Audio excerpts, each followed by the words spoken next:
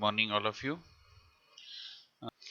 आज जो टॉपिक हम लेंगे वो इनहेरिटेंस के बारे में देंगे।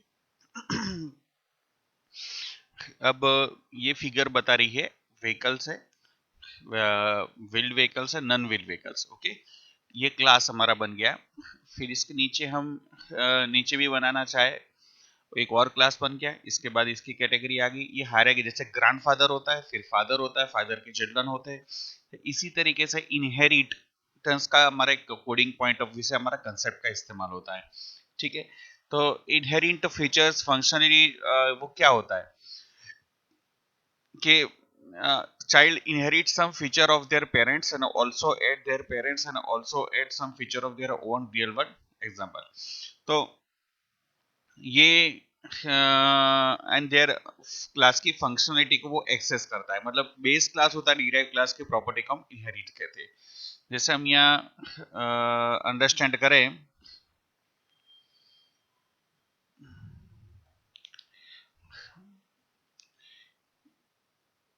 It is process of access the property of base class by derive. Technical definition है बराबर। डिराइव क्लास की प्रॉपर्टी बेस क्लास की प्रॉपर्टी डिराइव क्लास के जरिए से एक्सेस होती है। ठीक है, तो ये इसको इनहेरिटेंस बोलते हैं। लेकिन हम जब कोडिंग पॉइंट ऑफ व्यू से समझेंगे तो हमको ज्यादा आइडिया आएगा कि इनहेरिटेंस का मतलब क्या होता है। ठीक,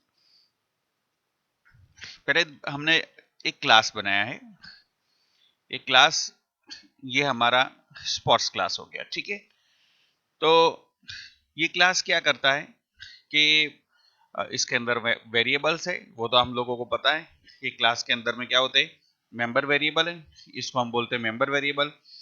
और ये हमारा बोलते हैं क्लास का फंक्शन को मेंबर फंक्शन बोलते हैं, है ना। तो वो और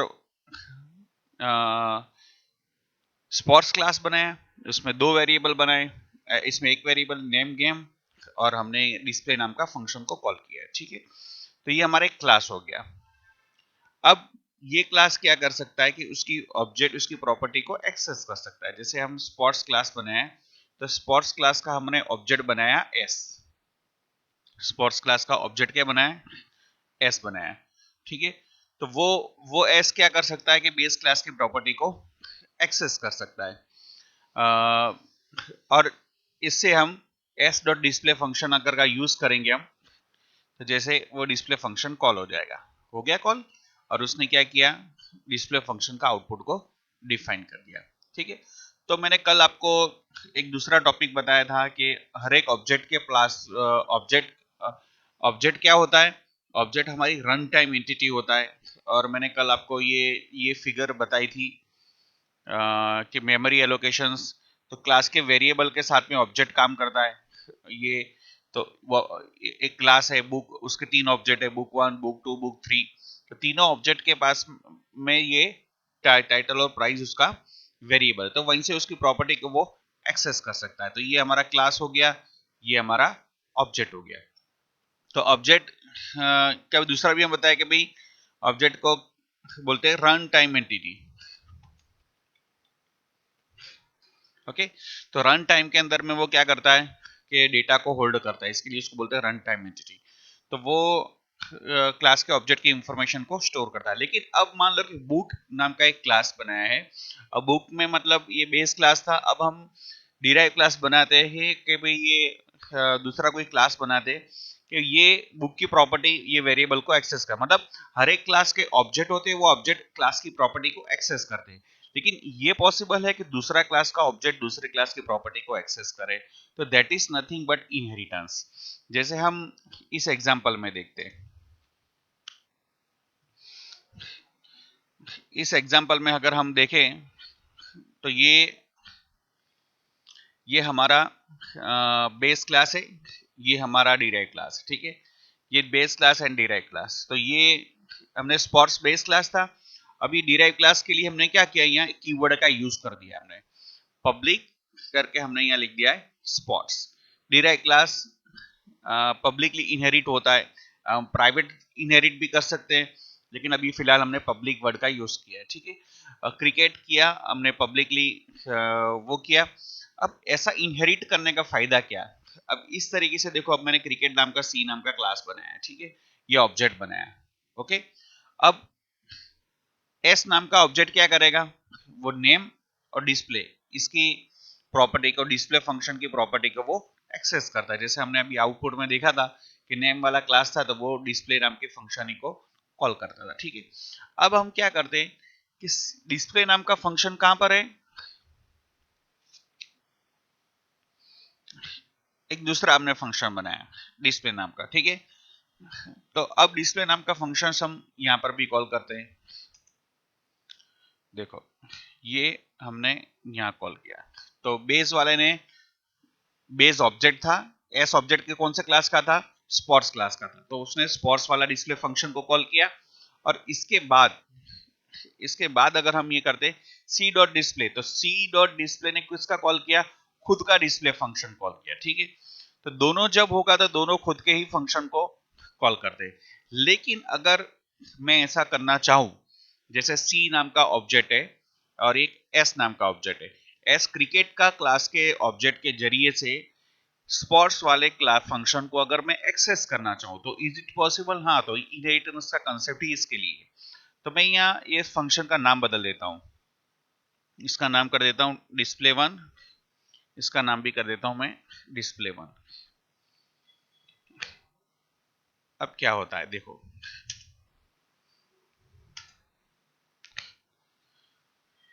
बेस क्लास कॉल हुआ, एस डॉट डिस्प्ले वन, तो ये स्पोर्ट्स क्लास कॉल हो गया। फिर इसके बाद एस डॉट डिस्प्ले वन, ये भी स्पोर्ट्स क्लास को कॉल किया। अब अब समझ में आया आउटपुट आपको।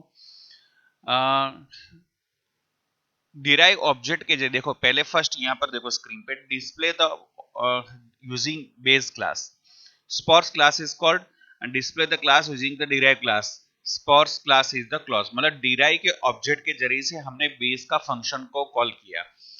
हियर हम यहाँ लिख सकते हैं कि वी कॉल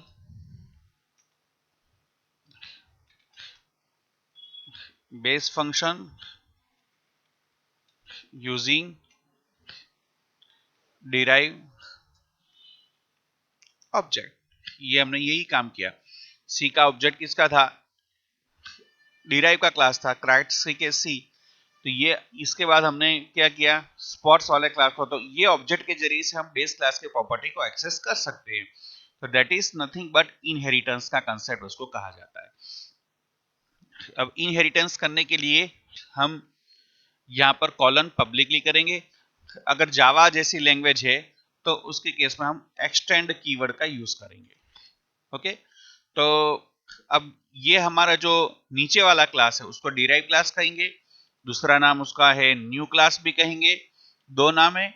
और ऊपर वाले क्लास को हम पेरेंट क्लास कहेंगे, बेस क्लास कहेंगे या ओल्ड क्लास कहेंगे। ठीक है, और इसका नाम है डिराइव क्लास, न्यू क्लास या फिर इसको कहेंगे चाइल्ड क्लास। तीनों नाम यूज हो सकता है इसके लिए। ओके, तो शॉर्ट में आपने प्रैक्टिकली ये देख लिया कि किस तरीके से कॉल होता है। तो अब इनहेरिटेंस की डेफिनेशन पे वापस जाते हम।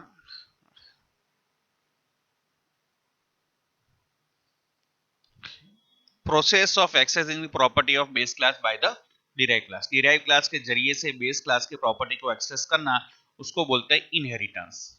ओके,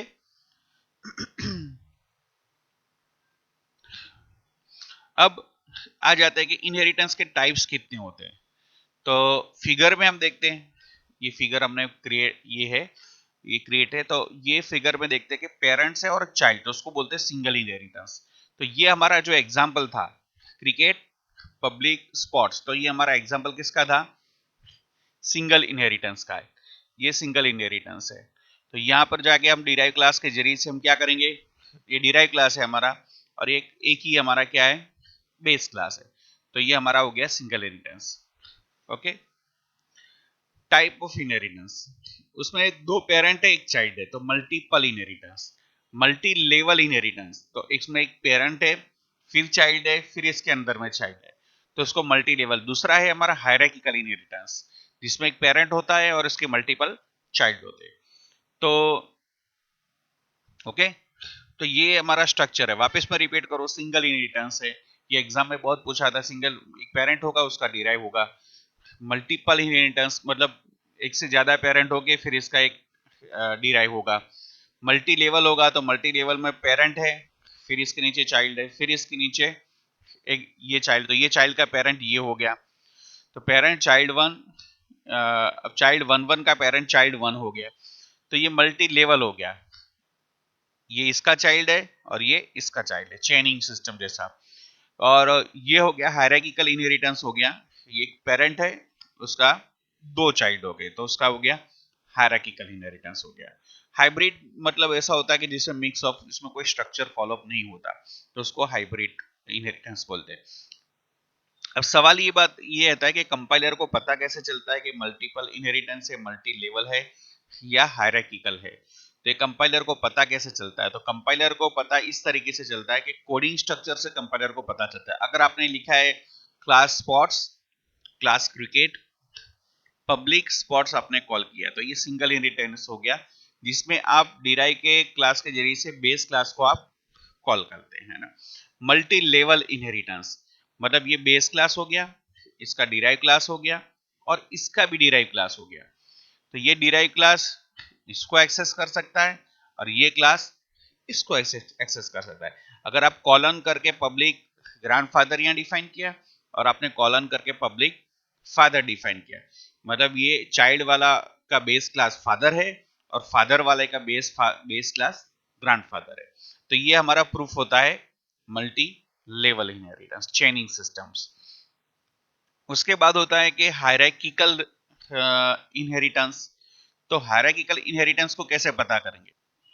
हायरार्किकल इनहेरिटेंस को कैसे पता करेंगे कि वो ग्रैंडफादर आ गया फिर फादर है। अब हायरार्किकल में कंसेप्ट क्या है, देखो वापस फिगर पे जाते हैं हम। हायरार्किकल में कंसेप्ट ऐसा होता है कि एक बेस क्लास होता है, उसके दो चाइल्ड होते हैं, मतलब एक पेरेंट होता है उसके दो चाइल्ड है। जैसे हमारा फैमिली ट्री स्ट्रक्चर होता है वो हायरार्किकल स्ट्रक्चर ही है। जैसे ग्रैंडफादर है, इनके एक फादर है और फादर के नीचे चाइल्ड है। तो ये हमारा स्ट्रक्चर हो गया। फादर के नीचे हमने क्या बना दिया, ये हाँ ये चाइल्ड हमने किसके नीचे बना दिया, ग्रैंडफादर और फादर के नीचे हमने क्रिएट कर दिया। सॉरी, इसमें एक एडिटिंग करना पड़ेगा। ये हायरार्किकल है, हाँ ये हायरार्किकल इनहेरिटेंस है। एक ग्रैंडफादर है, उसके बाद हमारा फादर है, फादर का भी पेरेंट्स ग्रैंडफादर है और चाइल्ड का भी पेरेंट क्या होता है, ग्रैंडफादर है। तो ये बोलते हैं हमारा हायरार्किकल, मतलब एक पेरेंट है उसके दो चाइल्ड है। ग्रैंडफादर के लिए भी बेस क्लास सेम है और चाइल्ड के लिए भी बेस क्लास सेम है। तो ये हमारा स्ट्रक्चर हो गया हायरार्किकल। ये इसके बाद का आता है मल्टी, ये हमारा हायरार्किकल, इसको बोलेंगे multiple, multiple inheritance. Multiple inheritance में क्या होता है, एक चाइल्ड के एक से ज्यादा पेरेंट हो तो उसको बोलते हैं मल्टीपल इनहेरिटेंस। जैसे क्लास ग्रैंडफादर आ गया और फादर आ गया, तो फादर के बाद चाइल्ड आ गया, तो चाइल्ड का ग्रैंडफादर की प्रॉपर्टी को भी एक्सेस कर सकता है और फादर की प्रॉपर्टी को भी एक्सेस कर सकता है। तो दोनों को वो अगर एक्सेस कर सकता है तो उसको बोलेंगे मल्टीपल इनहेरिटेंस। ओके, तो ये मल्टीपल इनहेरिटेंस है। तो चारों का वापिस बताऊं, सिंगल इनहेरिटेंस में ये बताया कि एक बेस क्लास एक डिराइव क्लास, कोडिंग में हम कॉलन करके ऐसे लिखेंगे तो कंपाइलर समझेगा ये सिंगल इनहेरिटेंस है, ठीक है। इसके बाद आ गया मल्टी लेवल, ये ग्रैंडफादर है तो फादर का पेरेंट्स भी ग्रैंडफादर और चाइल्ड का पेरेंट्स भी फादर, चेनिंग सिस्टम है। एक चाइल्ड के लिए दूसरा पेरेंट है और दूसरा चाइल्ड के लिए चाइल्ड वाला पेरेंट है। ओके, तो मल्टी लेवल हो गया। इसके बाद आ गया हायरार्किकल आ गया, ग्रांड दोनों चाइल्ड के लिए सेम पेरेंट, मतलब एक बच्चे के दो, इससे दो एक पेरेंट्स के दो बच्चे हो तो ये इसके लिए भी सेम, चाइल्ड के लिए भी ग्रैंडफादर और इसके भी ग्रैंडफादर। और एक पेरेंट्स बच्चे के लिए दो पेरेंट्स हो, ऐसी सिचुएशंस में हम बताएंगे कि वो मल्टी पल इनहेरिटेंस है। ओके, तो कोडिंग में हम इस तरीके से लिखेंगे ताकि ये आपको कोडिंग स्ट्रक्चर से आपको पूरा पूरा आइडिया आ जाएगा कि ये इनहेरिटेंस का प्रैक्टिकली इंप्लीमेंटेशन कैसा। हाइब्रिड मतलब कोई भी स्ट्रक्चर ना फॉलो अप नहीं कर सकता, कहीं भी आप कैसे भी लगा दो। आपने यहाँ ग्रैंडफादर लगाया, फादर लगा दिया, और यहाँ ये आप उसके बाद में फादर के बाद में आप इसको भी ग्रैंडफादर लगा दो, तो इसमें सिंगल इनहेरिटेंस भी हो गया, मल्टी लेवल भी मल्टी लेवल भी हो गया, मल्टीपल भी हो गया, तो ये इसको बोलते हैं हाइब्रिड है। ओके, तो ये बेसिक हमारा मल्टी इनहेरिटेंस के टाइप्स थे। अब इनहेरिटेंस के अंदर में कौन सी चीज की जरूरत पड़ती है, जैसे हम आगे बढ़ते हैं, ये कोड है हमारा, ठीक है। अब ये क्लास ए है, क्लास बी हमारा सिंगल इनहेरिटेंस का एग्जांपल है, दोनों में सेम फंक्शन है, दोनों में सेम फंक्शन होगा तो क्या होगा कि वो कौन से गेट फंक्शन को कॉल करेगा। तो देखो इसमें भी ये केस था, सेम एग्जांपल मैंने आपको बताया था, अगर सेम ये ये डिस्प्ले नाम का फंक्शन यहां भी है और डिस्प्ले नाम का फंक्शन यहां भी है, तो उन टेंट सिचुएशन में ऑब्जेक्ट इनहेरिटेंस का मतलब डिराइव बेस की प्रॉपर्टी को एक्सेस कर सकता है, तो डिराइव ऑब्जेक्ट बेस का डिस्प्ले को कॉल करेगा या खुद का डिस्प्ले को कॉल करेगा। यहां भी डिस्प्ले फंक्शन है, अब डिराइव के लिए भी कौन सा है, तो डिस्प्ले। तो देखो उसने कौन सा डिस्प्ले फंक्शन कॉल किया, डिराइव ने खुद का डिस्प्ले फंक्शन को किया, बेस का नहीं कॉल किया। जब ऊपर और नीचे दोनों जगह पर सेम फंक्शन होते हैं, तब डिराइव का ऑब्जेक्ट अपना खुद का नाम का फंक्शन को सेम, देखो यहाँ डिस्प्ले नाम का फंक्शन डिराइव में भी है, डिस्प्ले नाम का फंक्शन बेस में भी है, तो इन दैट सिचुएशन में जो ऑब्जेक्ट के पास में जो फंक्शन होगा उसको प्रायोरिटी में पहले कॉल करेगा, ठीक है। तो वही सेम एग्जांपल हमारे पास में यहाँ था कि ये गेट डेटा ऊपर भी है और गेट डेटा नीचे भी है। अच्छा, दोनों क्लास में सेम फंक्शन होता है तो इस कंसेप्ट को क्या बोलते हैं हम, मेथड मेंबर फंक्शन ओवरराइडिंग बोलते हैं। क्या बोलते हैं, ओवरराइडिंग। मतलब बेस और डिराइव में सेम नाम का फंक्शन होगा तो उसको क्या बोलेंगे हम, मैथ फंक्शन ओवरराइडिंग बोलेंगे हम। तो ये हमारा ओवरराइडिंग था जिसमें बेस और डिराइव में सेम नाम का फंक्शन। अब अब अब इनहेरिटेंस तो क्या कहता है कि डिराइव का ऑब्जेक्ट के जरिए से बेस की प्रॉपर्टी को एक्सेस करना है, लेकिन अब ये सिचुएशंस देखेंगे दोनों में सेम फंक्शन है, तो किस तरीके से हम एक्सेस करेंगे, तो उसका सॉल्यूशन हम क्या करेंगे। डिराइव का ऑब्जेक्ट तो खुद का फंक्शन को कॉल करेगा in case of method overriding, लेकिन बी ये ऑब्जेक्ट के जरिए अगर ये वाला गेट डेटा को कॉल करना है तो मैं क्या करूंगा, तो उसके दो रास्ते हैं, इसके दो रास्ते हैं। एक, if base and derive the same function in the class, derive want to access the base class property, then scope revision operator C++ में यूज करें आप एंड सुपर कीवर्ड जावा में यूज करें। तो ये दोनों का यूज के जरिए से आप क्या कर सकते हो, डिराइव के जरिए से बेस की प्रॉपर्टी को आप एक्सेस कर सकते हो, ठीक है। तो ये फॉर एग्जांपल अगर कोड देखना चाहे तो आप इस तरीके से कोड है इसका,